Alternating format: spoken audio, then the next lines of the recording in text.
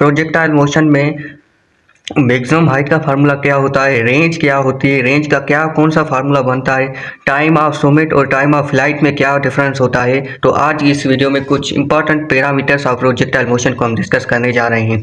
तो my self Junaid Ahmad, और आज की इस वीडियो में हम कुछ अहम पॉइंट्स और अहम फार्मूलाज देखेंगे जो कि प्रोजेक्टाइल मोशन में मोस्टली यूज होते हैं और जिनसे न्यूमेरिकल क्वेश्चंस आपसे मोस्टली पूछे जाते हैं। तो important results of projectile motion, आज के इस लेक्चर हमारा पूरा जो लेक्चर होगा उसमें हम पूरा जो है प्रोजेक्टाइल मोशन के कुछ इंपॉर्टेंट रिजल्ट्स या कुछ इंपॉर्टेंट पैरामीटर्स को देखेंगे जिसके बगैर आप प्रोजेक्टाइल मोशन में कभी भी पूरी तरीके से गिरफ्त हासिल नहीं कर सकते। तो टाइम ऑफ फ्लाइट क्या होता है, इसकी डेफिनेशन आप ये समझ लो, total time the projectile remains in air. कितना वक्त, टोटल टाइम जो प्रोजेक्टाइल हवा में रहता है उसको हम कहते हैं टाइम ऑफ फ्लाइट। कैसे? फॉर एग्जांपल, बारी को यहाँ से इनिशियली कुछ एंगल पे थ्रो किया और ये बारी यहाँ पे आकर यहाँ पे गिर गई। अब क्या होगा, ये बारी यहाँ से चली और यहाँ पे आकर, तो ये सारी यहाँ से लेकर यहाँ तक, ये इसमें पूरा जो टाइम लगा उसको हम कह देते हैं time of flight.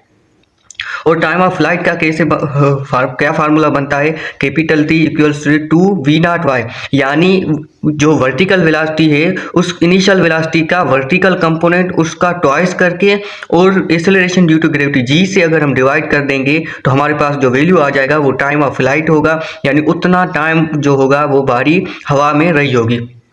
For example, अगर मैं कहता हूँ कि इनिशियल वेलोसिटी, यानी वेलोसिटी का जो इनिशियल वेलोसिटी नहीं बल्कि इनिशियल वेलोसिटी का जो वर्टिकल कंपोनेंट है, फॉर एग्जाम्पल वो 10 है और हमारे पास जी का वैल्यू भी फॉर एग्जाम्पल सपोज करो 10 है, तो हमारे पास टी क्या आ जाएगा, टॉइस करेंगे हम जो है वी नॉट वाई का और फिर जी से डिवाइड कर देंगे तो 10 में कैंसिल हो जाएगा। तो टाइम ऑफ फ्लाइट हमारे पास क्या आ जाएगा, 2 सेकंड। अब ये 2 सेकंड क्या आ गया हमारे पास, टाइम ऑफ फ्लाइट आ गया, यानी ये वो टाइम है जिसके दौरान जिस टाइम के जो इसने टाइम लगाया है अपने जर्नी को कंप्लीट करने में इनिशियल और फाइनल पॉइंट तक पहुंचने के लिए।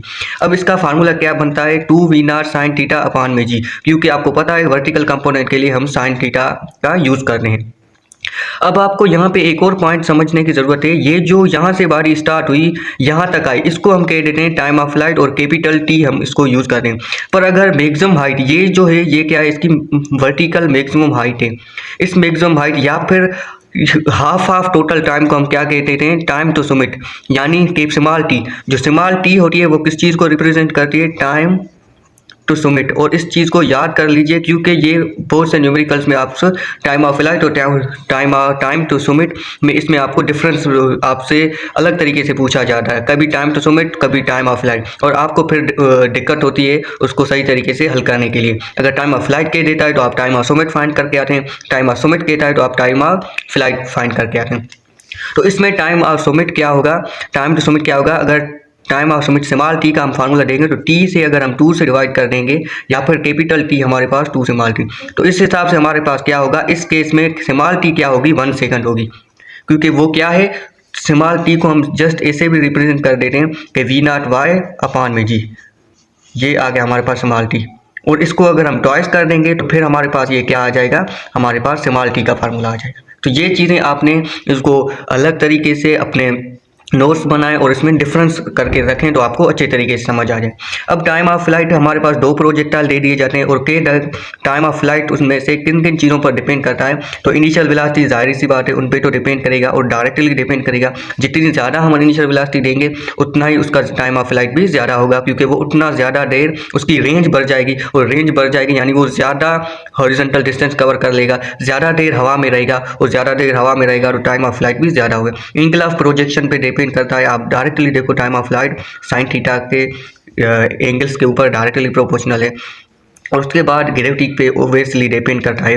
वैसे हम अर्थ के सरफेस नियर ले रहे हैं तो मोस्टली डिपेंड नहीं कर रहा, पर फार्मूला में आ रहा है तो अगर कहीं आ जाए तो इन तीन चीज़ों पर आपने टिक मार्क करके आना है कि ये इन तीनों चीज़ों पर टाइम ऑफ फ्लाइट हमारा डिपेंड कर रहा है। पर एक चीज़ आपने ये नोट कर लेनी है कि टाइम ऑफ फ्लाइट जो प्रोजेक्टाइल का होगा है वो मास पे इंडिपेंडेंट है।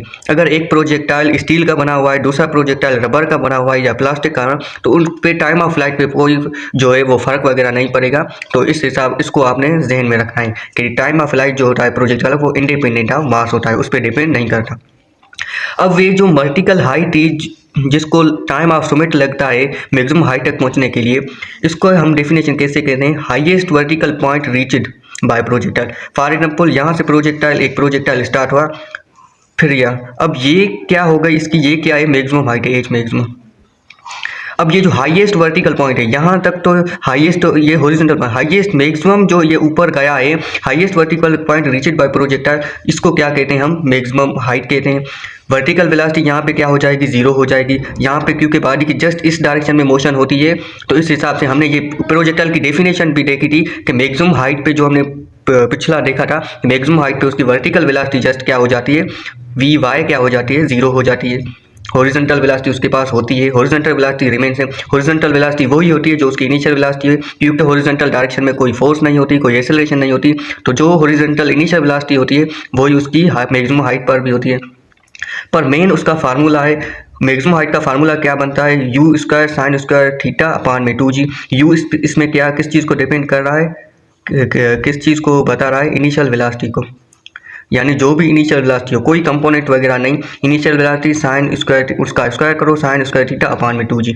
या फिर आप ऐसे करो कि डायरेक्ट आप एच मैक्सिमम का, मैं एक और फार्मूला आपको बता देता हूँ कि वी नॉट वाई, जो इनिशियल वेलोसिटी का वाई कंपोनेंट है उसके ऊपर स्क्वायर करके डिवाइड कर दो 2g से, तो इस ये भी आपके पास एक और फार्मूला आ जाएगा आपको मैक्सिमम हाइट फाइंड करने के लिए।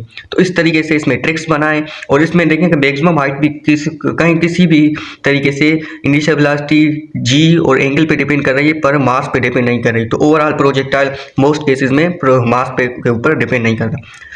और उसके बाद हमारा जो थर्ड और जो पैरामीटर है वो है horizontal range, horizontal distance cover during entire flight. अब यहाँ से कोई भी बॉडी स्टार्ट, कोई प्रोजेक्टाइल स्टार्ट हुआ यहाँ से, ये जो पॉइंट था ये क्या था, एच मैक्सिमम, जो उन्हें मैक्सिमम वर्टिकल हाइट की, और जो ये जो है जो उसकी आर मैक्सिमम, जो उन्होंने मैक्सिमम हॉरिजॉन्टल डिस्टेंस कवर किया, इसको हम कह देते हैं range. Horizontal distance covered during entire flight, सारी फ्लाइट के दौरान जो उन्होंने इंटायर फ्लाइट के दौरान हॉरिजॉन्टल डिस्टेंस कवर किया, इस डायरेक्शन में जो उन्होंने डिस्टेंस कवर किया, इसको हम कह देते हैं रेंज।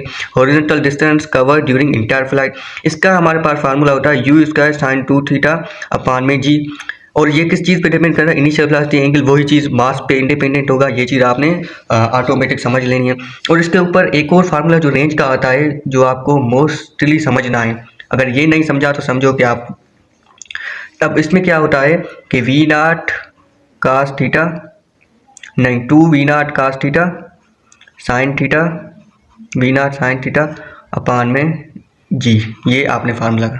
अगर यहाँ पे आपको समझ नहीं आ रहा तो इससे समझ लो 2 we naught x v naught y upon में जी, ये है रेंज का फार्मूला। मतलब कि वी ना हॉरिजॉन्टल वेलोसिटी का इनिशियल कंपोनेंट वर्टिकल वेलोसिटी का इनिशियल कंपोनेंट, उसका डबल करो, फिर एक्सेलरेशन ड्यू टू ग्रेविटी से डिवाइड। ये भी एक फार्मूला पूछा जाता है और मोस्टली केसेस में स्टूडेंट्स को ये फार्मूला पता नहीं होता, जस्ट ये पता होता है, और मोस्ट से न्यूमेरिकल्स वो गलत करके आते हैं, क्योंकि उसमें ये वाला फार्मूला डायरेक्ट यूज़ होता है। हॉरिजॉन्टल वेलोसिटी भी दी जाती है, क्योंकि इसमें आप देखो आपको थोड़ा बहुत साइन का यूज़ हुआ है, तो वर्टिकल वेलोसिटी का तो फीलिंग आ रही है पर हॉरिजॉन्टल की नहीं आ रही, तो इसमें बहुत से बच्चे कंफ्यूज हो जाते हैं।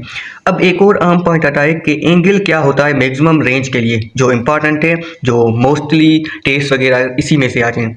रेंज तब मैक्सिमम होगी जब साइन 2 थीटा का वैल्यू क्या होगा, 1 होगा, और साइन 2 थीटा का वैल्यू अगर 1 होगा तो थीटा की वैल्यू क्या हो जाएगी, 45 हो जाएगी, क्योंकि 2 थीटा हमारे पास, साइन 2 थीटा की वैल्यू 1 तब आएगी जब अगर 2 थीटा ट्वाइस ऑफ एंगल अगर हो क्या हो 90 डिग्री, और थीटा हमारे पास क्या होगा अगर 45 डिग्री हो, तो हमारे पास रेंज क्या होगी, मैक्सिमम होगी। और उसका फार्मूला क्या बन जाएगा, or just V naught square upon में जी, ये हमारे पास क्या, इनिशियल वेलोसिटी का स्क्वायर अपान में जी, ये पार्ट हमारे साइन 2 थीटा क्या हो गया, वो 1 के बराबर आ गया। तो ये हमारे पास क्या होती है, मैक्सिमम रेंज होती है। और ये फार्मूला आपने मैक्सिमम रेंज के लिए लाजमी तौर पर याद कर देना, 845 डिग्री।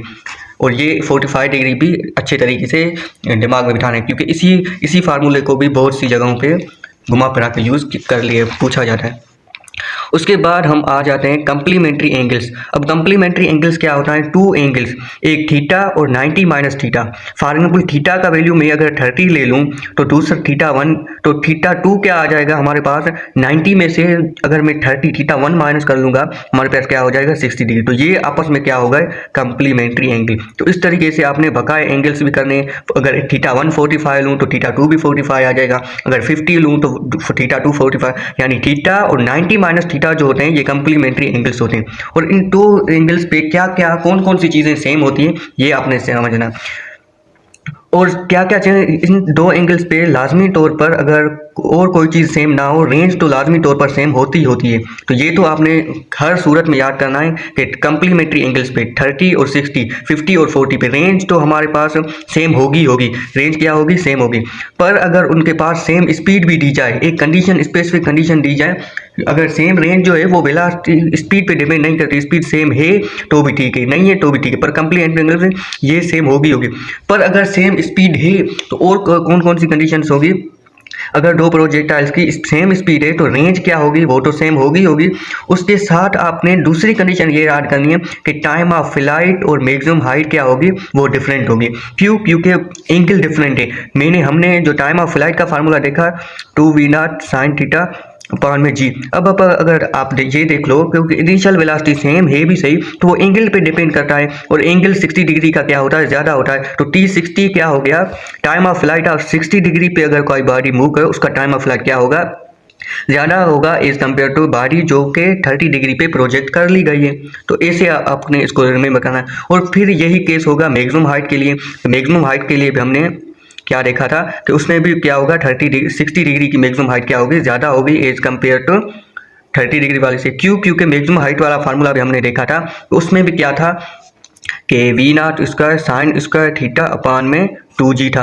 अब अगर इनिशियल वेलोसिटी सेम है तो डायरेक्ट एंगल पे डिपेंड करेगी, और साइन थीटा का एंगल जो होता है वो असेंडिंग ऑर्डर में होता है, यानी एंगल जैसे ज़्यादा बढ़ता है तो साइन का भी वैल्यू बढ़ता है, साइन थीटा का भी वैल्यू बढ़ता है। तो इस हिसाब से आपने यही याद करना है कि जो एंगल ज़्यादा होगा, एंगल ज़्यादा तो टाइम ऑफ फ्लाइट और मैक्सिमम हाइट भी ज़्यादा, पर रेंज उनकी क्या होगी, सेम होगी अगर स्पीड सेम है तो इस हिसाब से हमने आज प्रोजेक्टाइल के कुछ अहम केसेस देखे, कुछ अहम पैरामीटर जो कि वो इंतहाई अहम थे।